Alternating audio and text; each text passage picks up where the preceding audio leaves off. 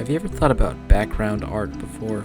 Outside of like some general passing interest you see from time to time, there really isn't too much love for background art on the internet. I just think they're really cool and they don't really get talked about very often, so why not? I'm not gonna go like super in depth talking about every show in existence or some shit. I'm just gonna talk about like my experiences, and then I'm gonna switch over to something else a little bit later in the video. But yeah, I was initially going to ask the question, why? Why isn't background art talked about very often? But I feel like the answer is pretty obvious. I mean, it's background art. It's literally in the background. It's a fairly minor element. But honestly, that just makes me want to talk about it more. The complete, untampered art might not ever be used or shown in the show at all, being obstructed by characters or buildings, or the camera simply not showing all of it. Also, in some search engines, you will find that when you look up background art, you'll instead get wallpapers, which I mean, that makes sense. It's probably what most people are looking for. Not only does it make me question how popular background art actually is, it also just sucks. Much like the shows themselves and the soundtracks to the shows, these backgrounds are complete pieces of art, and I think it would be hard to discredit them as anything else. Oh, and I'm gonna say this before any of you bigots start whining. Not every show needs to have good background art, and not every show does have good background art, and some shows are good and don't have good background art. It really doesn't matter, it's just something that I like. No, I don't think people are going to fucking wars for backgrounds in their shows, but I have seen shows that don't have that good backgrounds, and it's fine, it's normal, it doesn't really matter. Well, for the most part, I think me appreciating backgrounds came more so from a mentality shift, which I know sounds weird, but I just mean like appreciating details more. I think it's pretty clear to see how the Powerpuff Girls was the first show to draw me in, which is the show that I'm going to talk about first. Honestly, the Powerpuff Girls' background art is so good that even if I didn't experience it first, it probably would have gotten a section of its own anyway. And there's a lot to discuss, so let's do that. Allow me to mesmerize you with art. I know this is cliche as fuck to say, but I think this art really does speak for itself. But let me try to explain why I like it so much. On one hand, even though I never saw this show as a kid, I do feel slightly nostalgic looking at this. I mean, clearly it was drawn for a kid's cartoon. It's hard to not get nostalgic, for me at least. But to me, I think these pictures feel very visceral. Because yes, a lot of the shapes are really simple, but I think there is a weird fondness I have for it, and I think it feels kind of rich. For some of these shots, I feel like I almost exactly know what the artist was going for. But the most impressive thing to me, I think, is the color usage. Again, something about these palettes feels really defined. Again, it's kind of hard to explain. I'm not exactly a color theory expert, but these paintings really are not afraid to use very high saturation, high darkness colors for basically everything. Even the friggin' sky. I think it really seals the deal, if you want to say it like that. You probably don't notice it at first, but upon closer inspection, there is a crayon-like shading to all of it that I think looks really nice. And when two arms of the trees overlap, the darkness increases, which looks really natural actually. I think it looks really cool. And in general, a lot of the stuff in the drawings seems to be adorned with very simple details. Like check out these roofs, or the blades of grass, or the lines in these trees. Again, they are simple in their design, but I think they look pretty damn rad when everything comes together like this. I really love this one. The shadows casting over the road, the high amount of foliage, and that gradient used for the background is just, it's just fucking lovely. I love this one a lot. And here's a couple shots of the house from the movie as well. I thought these looked really nice, since the movie had the privilege of being in 16:9. I think this one is probably my favorite though. The lighting and the clear open sky and the colors of the trees really invoke, to me, the sense of like early morning spring. I have to mention again that it's really all about the colors, man. Something about the colors just really gives me that poof. I don't want to overuse this word, but yeah, it is kind of nostalgic. You know, the Powerpuff Girls movie is honestly pretty good. Or at least, I thought it was, until I noticed this mistake. Did you notice it? There's an artifact on Bubbles' mouth that shouldn't fucking be there. This makes me so furious that in exactly minutes and seconds, I'm going to stop talking about the Powerpuff Girls entirely. I'm sorry, but it has to be done. Please forgive me. Anyway, most of the examples I showed just now come from a blog called Better Pray for the Girls on Tumblr. Not because I'm lazy, okay, maybe a little bit, but because the quality of the pictures was really high. But something that blog pointed out is that these drawings are just the final designs, and some of the original unedited cell artwork can be found online. The artist for some of the early Powerpuff Girls backgrounds goes by the name of Romano, and he has his own website. And yeah, while some of this stuff does feel more vague artistically, this is definitely still his work. Some of these are what one would simply describe as hoodoggy. This one's definitely my favorite. Their house kind of sticks out a little bit, but overall this is just aesthetically pleasing in all the same ways I've described. These ones are nice too though. There's a Twitter account that showed some of these off that referred to them as color thumbnails. Now I don't know if they were referring to anything specific, but yeah, I can't really find anything on color thumbnails. Or maybe they were just using shorthand, I don't know. Speaking of this tweet, I totally remember this episode. This was one of my favorites, partially because some of the artwork for this episode was really freaking good. There's a lot of paintings from this episode specifically on Romano's website, so it seems like a really good time to compare these thumbnails to their finished products. Some of these do seem generally similar, but some of these are basically wildly different. Almost like he was drawing just so the rest of the team would have an idea of what the scene should look like, as opposed to leaving the shots mostly the same. Either way, they're both still pretty cool. Anyways, he does have other stuff on his website, but it's not really that interesting in my opinion. There's definitely some cool stuff on here, but nothing too insane. I'll overlay the ones I think are pretty cool now. Either way, this is probably not a full compendium of all the stuff this dude worked on PPG. I mean, the file and quality size of a lot of these pictures is pretty varying, but I guess that's not exactly gonna be a shocker to anyone. I'm sure not even he knows where some of his old work is. And at this point, I gotta point out that Powerpuff Girls is not the only show that has this kind of aesthetic. Samurai Jack and Foster's Home sport very similar aesthetics, background-wise anyway. And yeah, Foster's Homes are pretty good. But I wanted to talk about Samurai Jacks for a little while. Partially because they have quite a bit of history around them. At the very least, it's pretty well documented. But I'm getting ahead of myself. These goddamn backgrounds are so good. I think the best thing paintings like these can do is really just elicit a specific emotion out of the onlooker. And by gosh, by golly, do these do that. I could look at this shit all day. Even Adult Swim has a couple of these backgrounds on their website. Well, 3. But they're there. Anyways, let me just run through my favorites. This one, and this one. What, did you actually want me to go over my favorites? Fuck you. I don't have to serve you. This is my channel. I can do whatever I want. This one is really cool though. Okay, the more I gawk and gush over these backgrounds, the more I'm realizing that I'm just a sucker for foliage. But yeah, this one's really good. And compared to Powerpuff Girls, it's kind of more vague in a sense. The brushstrokes for the grass and the fogginess of the forest itself does paint more of a serene, maybe even slightly bleak picture. Anyway, yeah, love this one.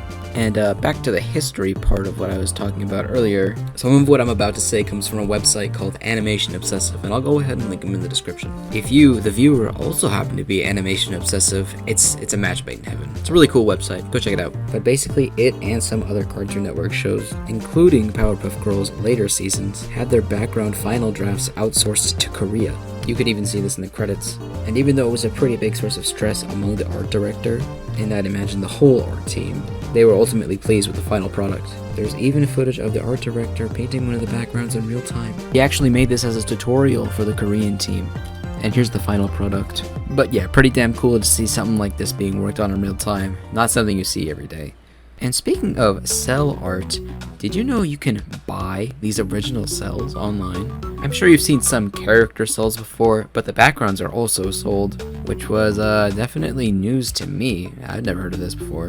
Basically, this is a website called WorthPoint that tracks a lot of the history and details of collector's items such as these. Now, unfortunately, you can't see some of that stuff if you don't have an account, which I'm not gonna do because it costs monies, but we can still take a look at some of the stuff on here. And sorry to break my totally hilarious joke from before, but I guess we will be talking about Powerpuff Girls again, because this website seriously has a lot of them listed on here for some reason, including some pretty cool backgrounds that I missed. I have no idea what these numbers mean, but still pretty cool. Because we can't see the price history, I checked on eBay and holy shit, some of this stuff is extremely expensive. So unsurprisingly, a lot of this stuff is mostly just for rich people and price gougers. A match made in heaven. Damn rich people. There's also a toilet. Awesome. Oh yeah, you have your masters. Interesting.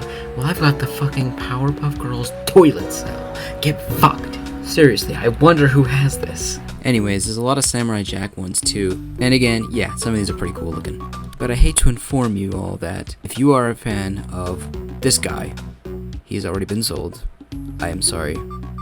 But something even more hideous and gross and disgusting than that is that I'm going to be talking about anime now. Oh no, yeah. If you don't like anime, you might as well just die and implode immediately. So far, this video hasn't really been about animation and backgrounds in general, but more so been some of my specific picks, which totally nothing wrong with that. I've been enjoying the process so far myself. But if you don't mind, I'm gonna go ahead and continue that trend, and I'm also gonna play it safe. We're gonna be talking about some Ghibli movies, because I know everyone likes a good Ghibli movie, and if you don't, then yeah, aforementionedly, implode.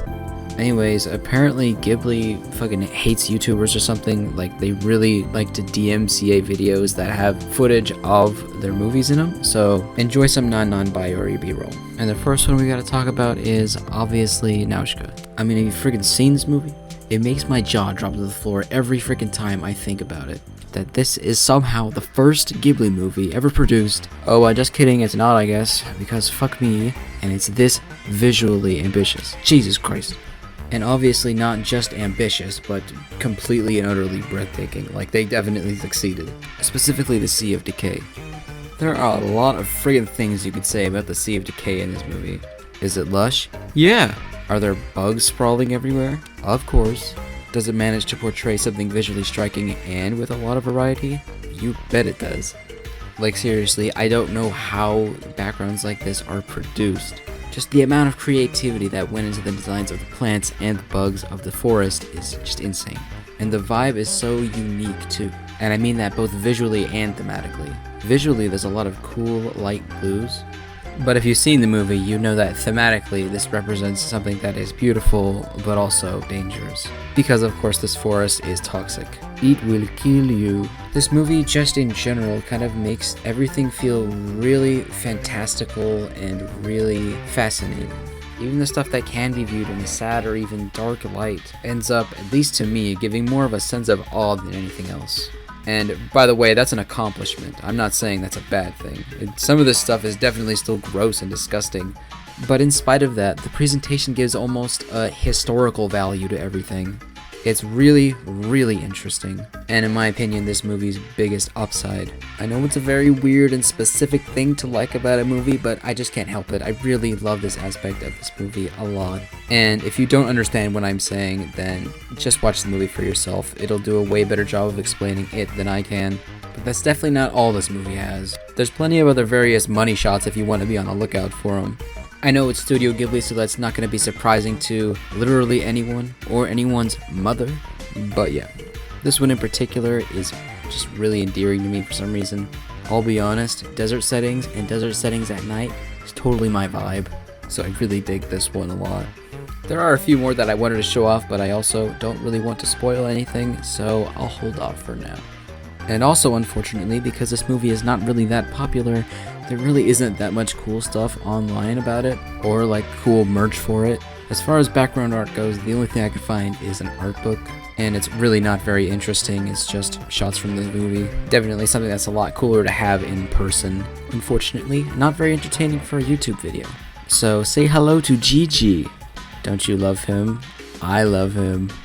God, I wonder how many people named their cat Gigi because of this movie. Yeah, I love Gigi. And I love Kiki's delivery service too.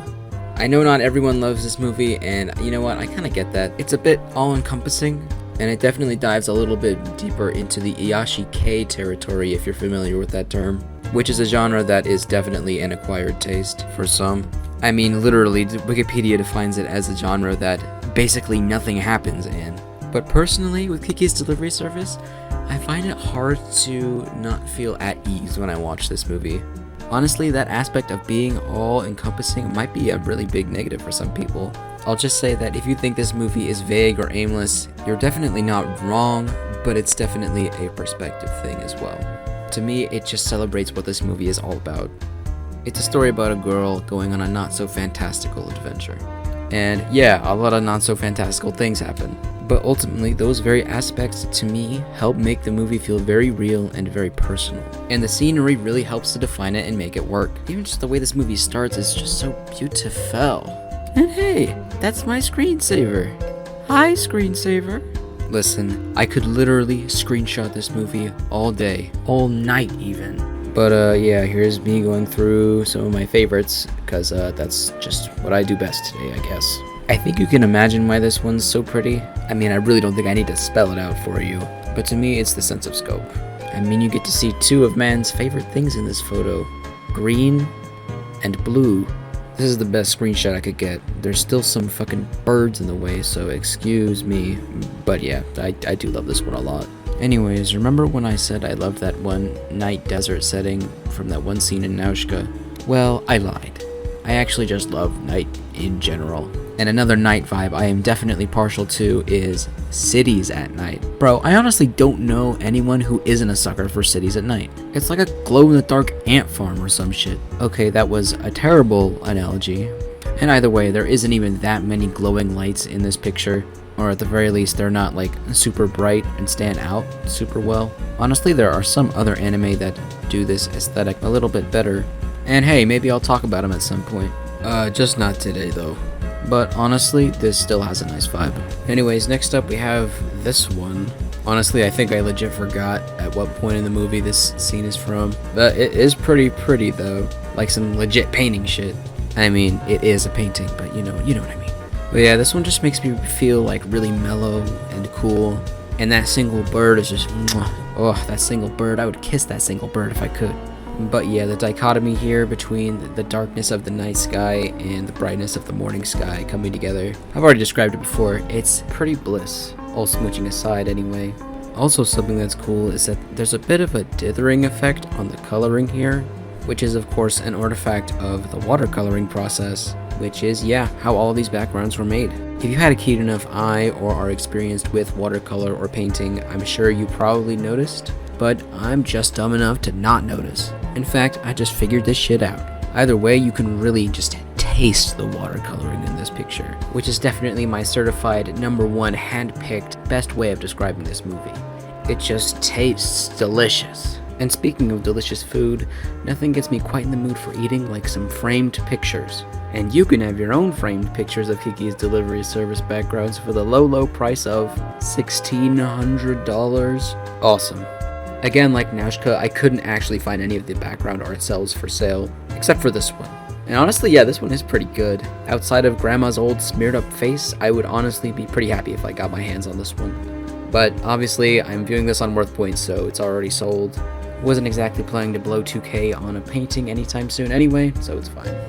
But if you are looking for a cheaper alternative, there is a website called Re-Equals Gallery that sells reproductions of some Kiki backgrounds, along with a few other anime too. And hey, these are pretty nice too, but unfortunately I am a poor little oaf man, so I'll pass. For today anyway. They also have some stuff from a movie called Akira. I don't know, I've never heard of it, so it probably sucks. But yeah, that's pretty much all I had to say about the stuff that I wanted to talk about.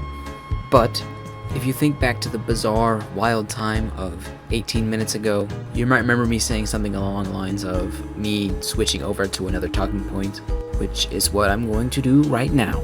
Because the last piece of this puzzle, the puzzle in this metaphor being this abomination of a YouTube video, is you! Well, I mean, maybe it's you if you use Reddit. Probably not, though. Fuck. But yeah, there's a subreddit called r/background art, which, wouldn't you know, hosts background art, and I just wanted to look at some of it. Anyways, this subreddit is home to a lot of fan-made art, along with official TV show background art, and unfortunately for the criteria of this video, I am going to go ahead and exclude those drawings, but I can confirm they are very cool, so please go check them out. So without further ado, let's look at some more fucking drawings. And the first one is this one from Cowboy Bebop.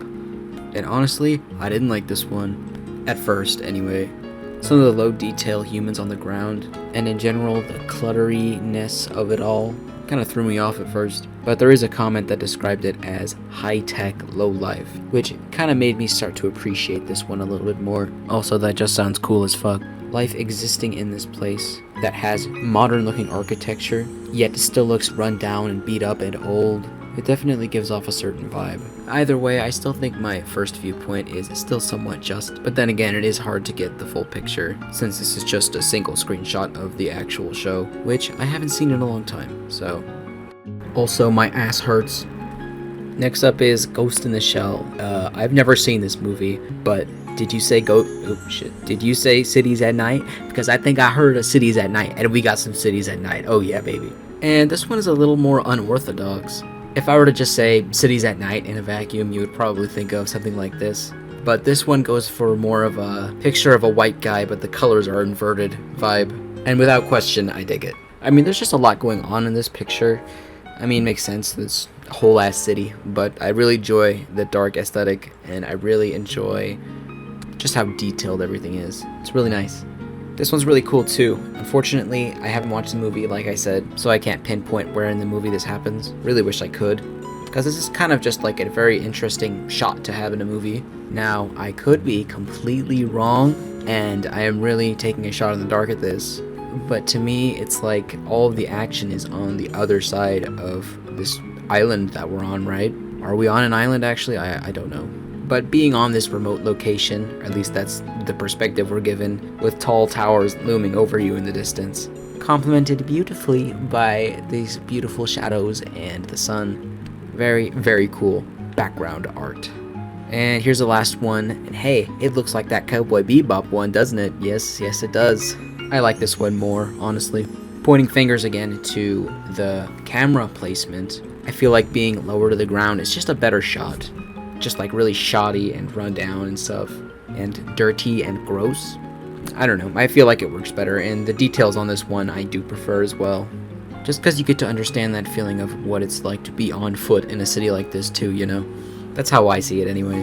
Nothing wrong with aerial shots, I'm not saying aerial shots should get banned or something, but I'm just saying that I think a lower approach works nicely here. And yes, I am aware that there's no actual cameras involved, but you know what I mean. Moving on from anime, here's one from 101 Dalmatians. Okay, I need to be honest, I'm just kind of running out of things to say that aren't, hey, this is pretty cool. My brain is fried, dog. But nevertheless, I will try. Now, this drawing is pretty cool, but someone in the comments again pointed out something I did not realize. Upon a first glance looking at this picture, it looks kinda just low quality and really shaky and wobbly, especially in certain parts, but that's actually intentional. Basically, the line art cell and the color cell were intentionally misaligned. It's a pretty interesting way to give a picture some extra grit. Now, whether or not I think it actually works, I'm really not sure. For some of these background elements, I can see it working, and here it definitely does, at least somewhat in my opinion, because let's face it, those drawings in the background are just not quite as detailed as the stuff up front, and in this case, it really does give it some extra oomph. But for things like those fences and those containers that are right up in her face, it's like, why even bother? And judging by the comments, clearly the quality of these scans was questioned by viewers. Either way though, it's a pretty interesting tidbit. There was another example that was also commented that it was a much better, in my opinion, interpretation of what the style would look like if it was working well. And yeah, I definitely agree, it does work well in this picture. But honestly, I could pull up more pictures that it also does not work well in, so I think my original point still stands.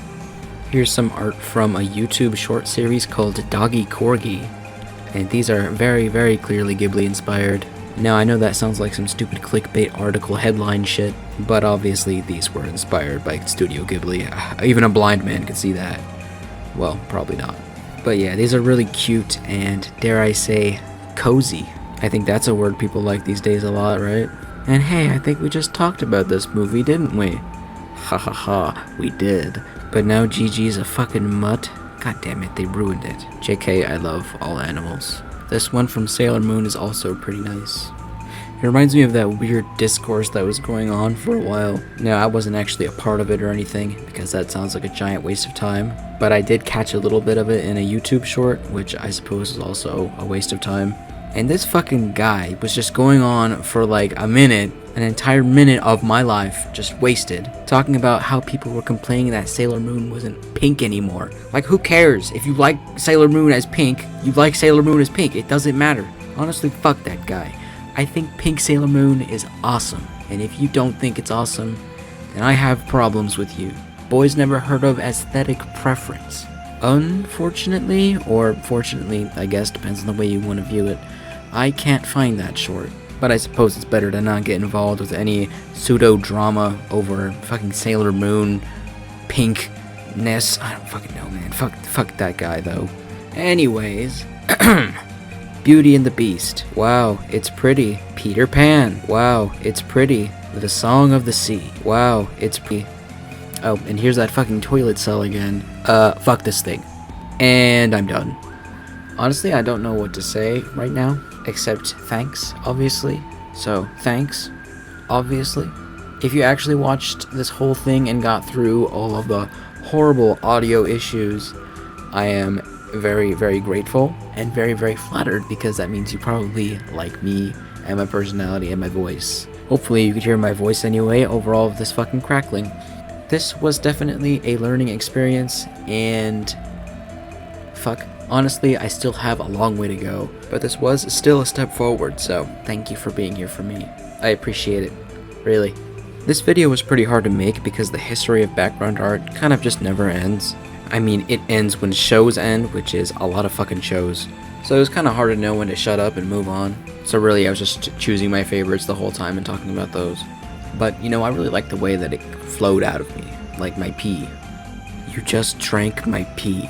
Anyways, thanks for watching. The next videos should have, hopefully, less pee drinking in them. Or more, if that's what you guys want. If you have any constructive criticism for me, please let me know in the comments. You know, so I can ignore it. Seriously though, I have literally 0 subscribers, so I'm pretty much obligated to respond to anything you guys say. So feel free. Thank you all so much, and happy spaghetti. Have a good one.